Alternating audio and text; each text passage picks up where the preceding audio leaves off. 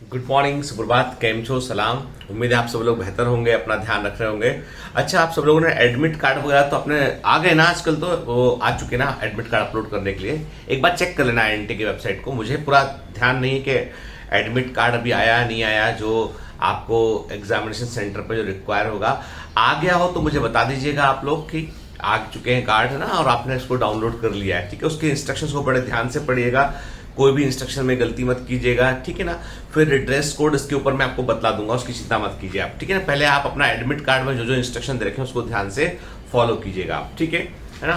दूसरा ये है कि ये बिल्कुल वही समय है जिस समय पर हमारे मन में रोज ये बात आएगी कि हम नहीं कर पाएंगे।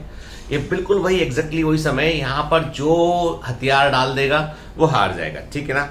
कोई भी वॉर में क्या होता है, कोई भी वॉर में एक मूवमेंट ऐसा आता है जहां पर हमको लगता है कि हम शायद नहीं कर पाएंगे, नहीं हो पाएगा, तो उस मूवमेंट पर ही सब चीजें डिसाइड होती है। इसलिए अभी प्लीज है ना, अभी आप जितना जो भी रिजल्ट रहेगा, मैं हमेशा बोलता हूँ ना, रिजल्ट की परवाह मत कीजिए, पेपर की परवाह कीजिए। जो आएगा उसमें से हम कितना करके आएंगे इसकी परवाह कीजिए। ठीक है ना। अभी बेचैन होकर ये इधर जा रहे हैं उधर जा रहे हैं, फालतू का पूरा दिन यूट्यूब में गुजार रहे हैं, सब बंद कीजिए। अभी लास्ट के जो है कुछ दिन बचे, इन दिनों में पूरा फोकस आपका अपनी किताबों की तरफ होना चाहिए। आपका यूट्यूब डिस्ट्रक्शन नहीं हो, इसलिए आप एक आध 2 घंटा का टाइम बना लें। आप बहुत जरूरी कोई लेक्चर है आपको, आप यदि बायोमेंटस के कमांडो है, बहुत जरूरी कोई लेक्चर है तो देखिए, नहीं तो मत देखिए। ठीक है ना। आपको लगता है PYQ सीरीज देखने से फायदा है तो देखिए, नहीं तो मत देखिए। ठीक है ना। है ना। मतलब कहने का मतलब मेरा ये है कि अभी सेल्फ स्टडी सबसे इंपॉर्टेंट चीज है बेटा। इस समय 15-20 दिन जो है वो सब कुछ डिसाइड कर देंगे। एक बड़ी अच्छी कहावत है पुरानी की, वो ये है कि हमें जीवन मिलता है, हमें जीवन मिलता है वक्त को बदलने के लिए। ठीक है ना। हमें जीवन मिलता है और उस जीवन के चलते हम अपने वक्त को बदल सकते हैं। लेकिन याद रखिएगा, एक बार जो वक्त निकल गया ना तो फिर जीवन नहीं मिलता है वक्त बदलने के लिए। हम सब उम्र बढ़ती चली जाती है, ओल्ड हो जाते हैं के, तो बाद में फिर लाइफ नहीं मिलती वक्त बदलने के लिए। ठीक है ना। है ना।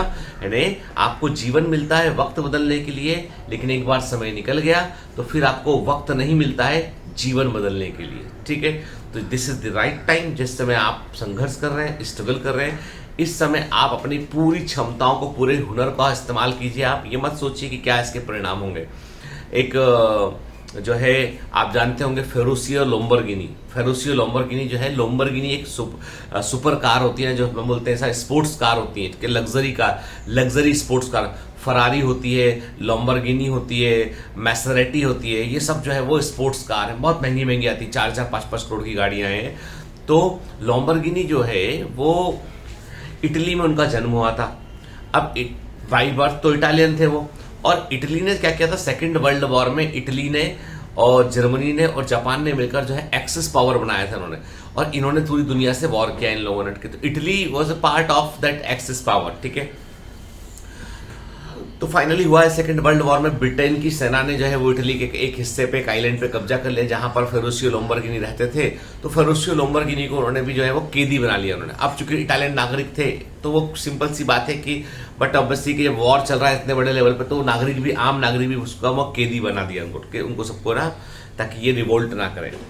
तो अब वो क्या करते थे, जर्मन लोग तो बहुत ही क्रूर थे, ये लोग ब्रिटिश लोग थोड़े से कम क्रूर थे, तो वो जेल में रखा करते थे वो ना, मतलब सुविधाएं थोड़ी कम थी, जेल में रखा करते थे और रोज परेड करवाना, बेगार में काम करवाना, ये सब काम करते थे वो। ठीक है।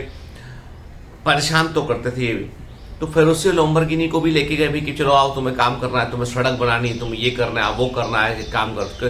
तो फेरुशियो लोम्बोर्गिनी ने देखा कि उनकी एक गाड़ी है, एक उनकी एक कोई जीप है जो खराब हो गई है, और एक मैकेनिक बहुत देर से सुधारने की कोशिश कर रहा है पर वो सुधार नहीं पा रहा। तो उन्होंने वहां पे जो ब्रिटिश सेना के जो व्यक्ति थे उनसे उन्होंने बोला कि मैं क्या आपकी हेल्प कर सकता हूँ। उन्होंने कहा चुपचाप अपना काम करो। उसने कहा मैं एक अच्छा मैकेनिक हूँ, यदि आप मुझे मौका देंगे तो मैं इसको फिक्स कर दूंगा।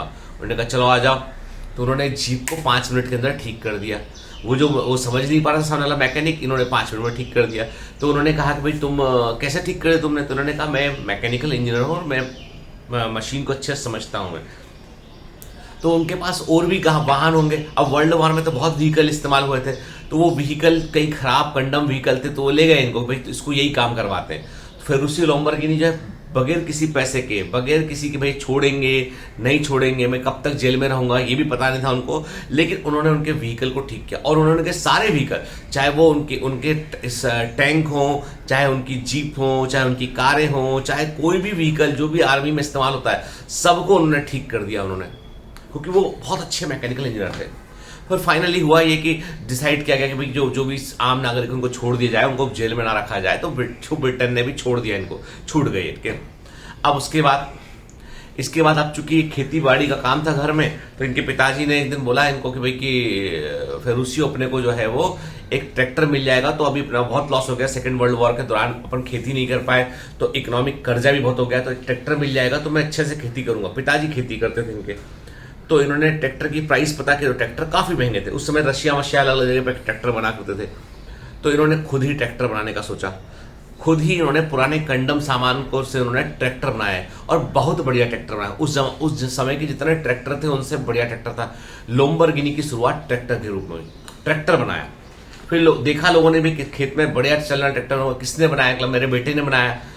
इन्होंने अपनी कंपनी बना ली लोम्बरगिनी के नाम से, तो उन्होंने कहा हमको भी एक ट्रैक्टर दे दो, सस्ता ट्रैक्टर है, कॉस्ट में कम है और मोर इफेक्टिव, अच्छे से काम करता है। तो लोम्बरगिनी ने फिर ट्रैक्टर लोगों को बड़ा कस्टमाइज, कोई 6 महीने बाद ट्रैक्टर मिलेगा, ऐसे शुरुआती कुछ ट्रैक्टर बनाए। कुछ पैसा आया तो इन्होंने एक फैक्ट्री छोटी सी खरीद ली, उसमें ट्रैक्टर की असेंबलिंग करने लगे, पुर्जे लेके आते थे, जोड़ते थे उनको, फिर पुर्जे बनाने का काम शुरू किया।